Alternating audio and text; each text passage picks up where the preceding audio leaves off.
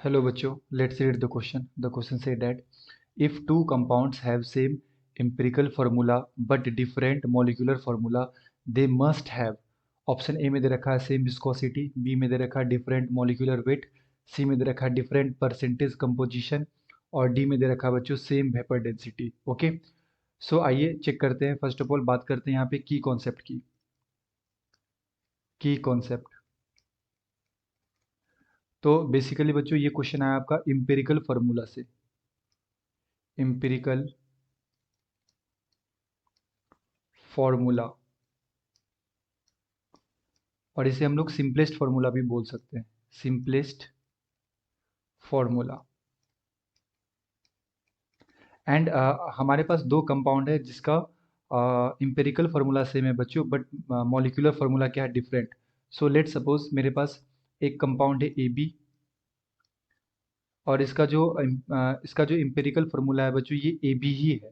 Okay, and मेरे पास एक दूसरा कंपाउंड है ए टू बी टू, एंड इसके लिए जो मॉलिक्यूलर हमारे पास फार्मूला आ रहा है बच्चों, ये मान लो कि हमारे पास है A4 B4, एंड इसके लिए जो हमारे पास मॉलिक्यूलर फार्मूला आ रहा है बच्चों, ये मान लो आप A6B6. ओके, सो अगर आप ये हमारे पास एक कंपाउंड है ए, एंड ये हमारे पास दूसरा कंपाउंड है बी. ओके, तो ये ए बी कंपाउंड का बच्चों इम्पेरिकल फार्मूला ए बी ही है, एंड ए टू बी के लिए अगर मैं इम्पेरिकल फार्मूला लिखूं तो यहाँ से मैं 2 कॉमन ले लूंगा, तो ये क्या बन जाएगा, ए बी. ओके, सो हमारे पास दोनों कंपाउंड है, और दोनों कंपाउंड का बच्चों यहाँ पे सेम क्या है, हमारे पास इम्पेरिकल फार्मूला है A B and A B. And A B के लिए मॉलिक्यूलर फार्मूला है A4B4, एंड A2B2 के लिए मॉलिक्यूलर फार्मूला है A6B6. तो जब दो कंपाउंड का सेम इम्पेरिकल फार्मूला होता है एंड मॉलिक्यूलर फार्मूला क्या है बच्चों यहाँ पे डिफरेंट है, इट मीन्स डिफरेंट, इसका जो वेट होगा है ना, मॉलिक्यूलर वेट, वो क्या होगा, डिफरेंट होगा. It's molecular weight, molecular weight is different. Okay, so इसका जो मॉलिक्यूलर वेट होगा वो डिफरेंट होगा. ऐसा इसलिए बच्चों क्योंकि देखो यहाँ पे कितने ए के एटम है 4, और यहाँ पे बी की कितने एटम है 4, और अगर आप सेकेंड फॉर्मूला में देखो तो यहाँ पे 6 और 6. तो अगर यहाँ पे एटम्स चेंज हो रहा है, एटम का नंबर चेंज हो रहा है, तो ऑब्वियसली यहाँ पे जो मॉलिक्यूलर वेट होगा वो भी क्या हो जाएगा बच्चों, डिफरेंट हो जाएगा. So the correct answer is option B. अगर मैं दूसरे ऑप्शंस की बात करूँ, लेट सपोज कि मेरे पास यहाँ पे ऑप्शन ए में भी दे रखा है, हमारे पास ऑप्शन ए में बच्चों दे रखा है same viscosity. Same viscosity.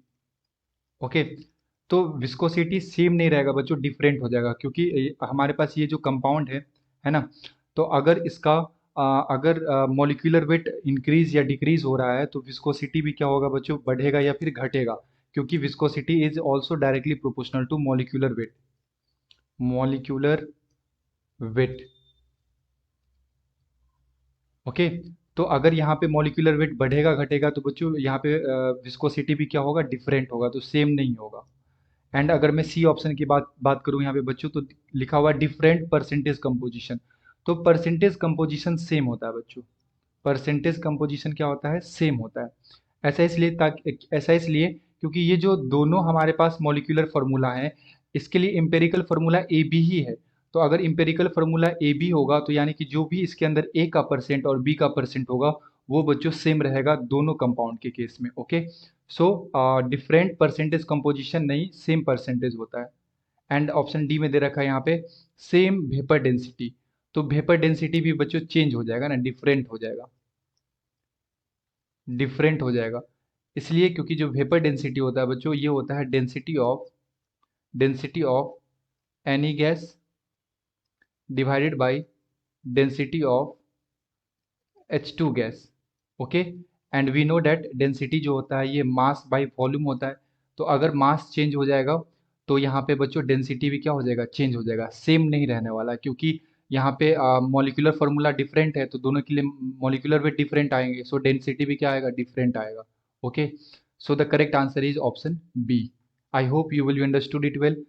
Best of luck. Thank you.